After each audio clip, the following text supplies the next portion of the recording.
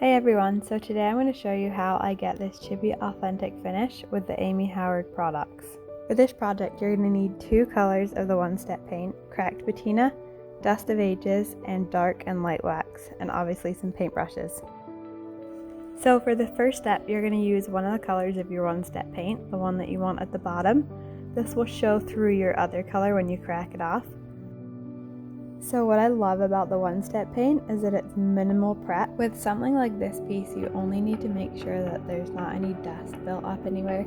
Just give it a really quick wipe over and you'll be good to go with your first coat. You'll notice also that this, even a light color, covers so well with the first coat of paint. I rarely do a second coat on this first cover.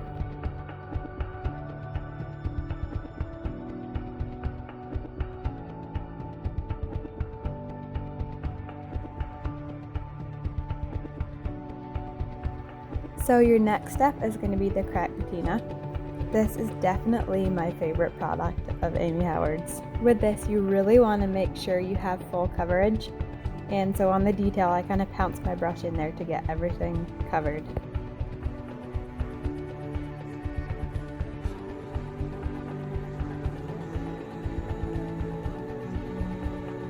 So then on to the next part. This is going to be the next color of your one-step paint. And for this, I really recommend using a soft bristle brush because you don't want to push it down too hard. It will smudge the crack. So if you use that soft bristle brush and make sure you've got a lot of paint on it and just go over each spot once. I work in really small sections on this so that you can make sure you get the full coverage in a certain spot kind of at the same time before it dries too much, and then you go over it a little bit and it smears it.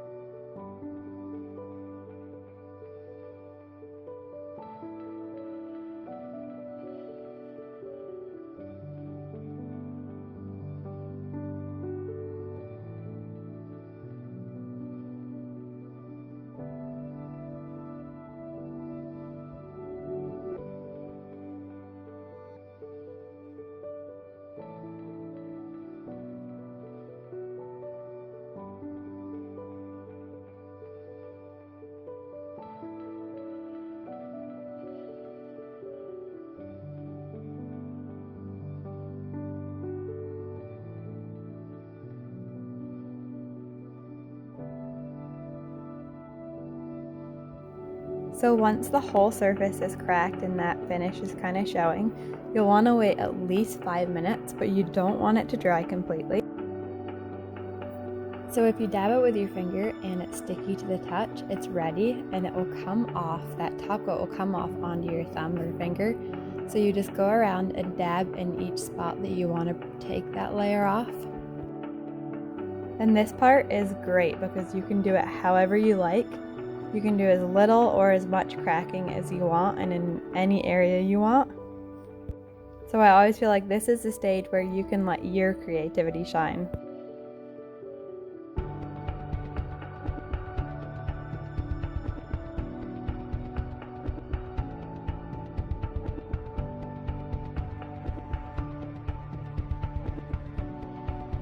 So now for the finishing touches, you're going to want to make sure that it's completely dry before you start this.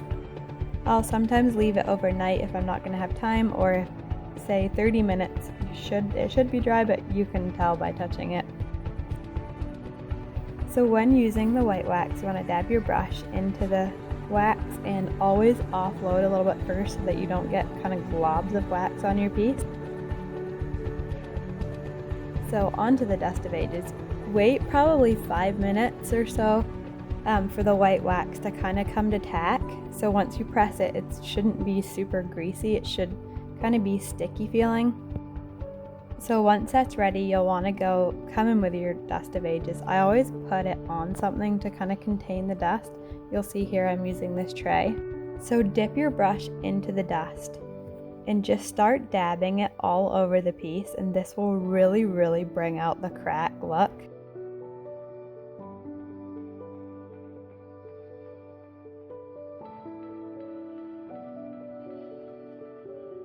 So once you've covered the whole piece with the dust, you'll want to kind of blow the extra dust off and dust it with a rag to buff it. This will take any excess dust off it that you don't want. And now for the final step, the dark wax. This step is so important, and it might seem like at this point your piece looks finished, but once you add this dark wax, you'll see what I mean. It really gives it that finishing touch and makes the cracking look very authentic, like it's been rubbed off over time.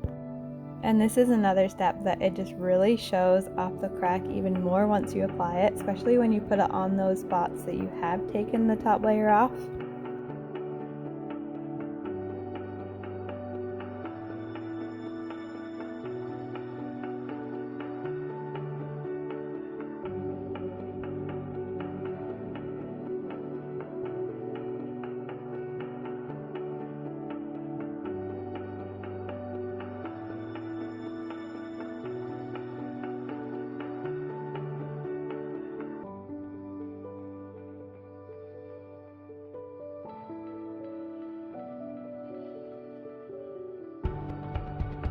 And then once you finish the dark wax, just give it one final buff and you are finished. It seems like a lot of steps and products, but once you get all your products, it does last for a really long time, especially if you're just doing smalls. Like I mostly do this finish on smalls, such as vases or wall decor like this. So if you love this layering effect and the finish that these products give you, that storytelling finish, go to the link below and I've linked all the products you'll need for this project.